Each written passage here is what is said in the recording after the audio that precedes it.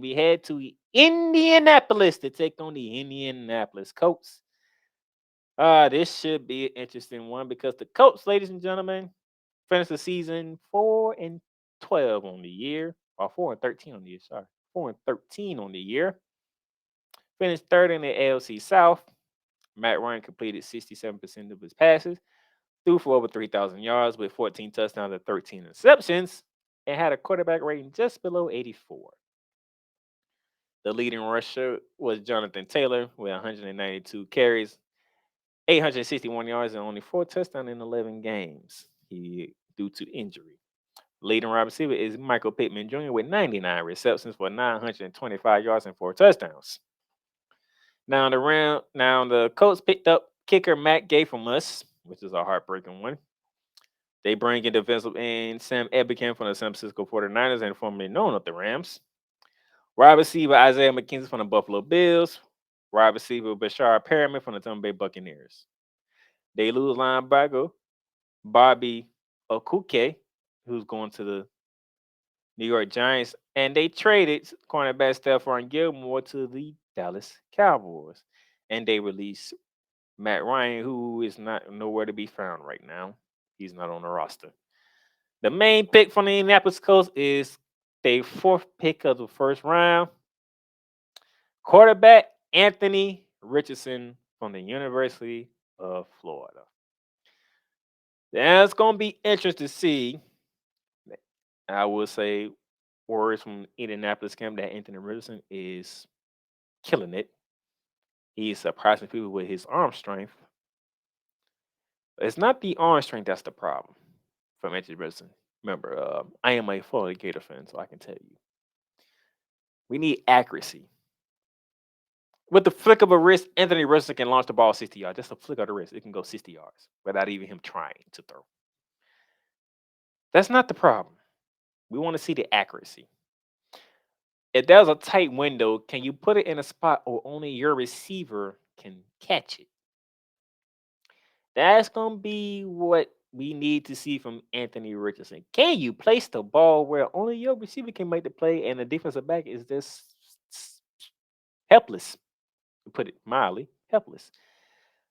So they drafted quarterback Anthony Richardson. They have a new head coach from the Philadelphia Eagles, the offensive coordinator. His name escapes me right now. If I don't have his name in my head right now. I'm pretty sure somebody will tell me. But we got to see accuracy. We got to see he has the mobility. There's no question about it. Okay. Leading up to the draft, people asked me who I would compare Anthony Richardson with, and I'm sitting here thinking like, oh, so you just got the offensive coordinator from Philly as your new head coach. If my thinking is correct, he's gonna be closer to Jalen Hurts than anybody else. They're trying to say, was he Lamar Jackson? And no. If anything, Anthony Richardson should be more like Jalen Hurts. They're gonna be questioned about your passing ability, and it's not because of your strength. It's because you're not accurate with the ball most of the time. And then you go back and look at the Florida games, you can see why he was not accurate. It's not the problem of throwing power or how far he can throw it or whatnot. It's just the accuracy, which is a major key when playing a quarterback position. So how does accuracy go? So he might struggle week. He might most likely he's probably going to play unless they go to Sam. I believe it's Sam Ellinger from Texas. But if they go Anthony Richardson, he's going to struggle his rookie season because he got to work on accuracy. Accuracy just don't come overnight. Then if he can stick to it and work on it and be like a Jalen Hurts, year 2, year 3, he might find himself in the MVP running. If the team builds around him, which seemingly they don't know how to do because they did, Andrew Luck would still be playing. But nevertheless, if they build around him, he might can get them to a deep playoff run, maybe a Super Bowl berth, like Jalen Hurts did with the Philadelphia Eagles this past year. But we should see because another problem the Colts got, as you see, second to last line, Jonathan Taylor's not with the team. He's holding out. And currently as it stands right now, there's no end in sight right now.